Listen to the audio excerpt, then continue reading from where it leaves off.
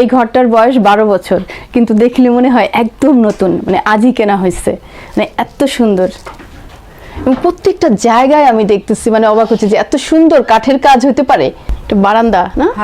ও বারান্দাটা সুন্দর, অনেক খোলামেলা। ও এখানে রান্নার কাজে হয়, যে চুলা বসানো আছে, ফ্রিজ আছে, খুব সুন্দর পরিপাটি একটা বাড়ি। আর এই পাশে আরেকটা ঘর আছে না?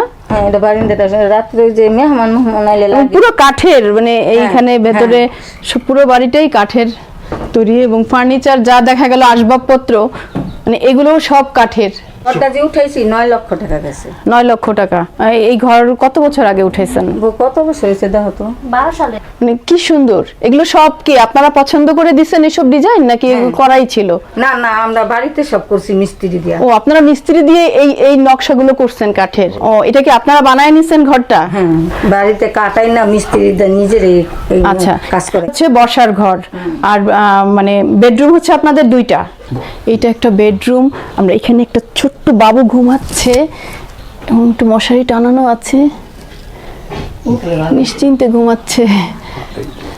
এই ঘরের আবার এই যে এখানে উপরে তাক করা, এইখানে হাঁড়ি পাতিল বিভিন্ন জিনিসপত্র রাখা আছে। বাড়িটা আমার এত ভালো লাগছে, পরিষ্কার। আমরা আড়িয়াল বিলে এসে বিক্রমপুরের ঘরের ব্যবহার দেখলাম।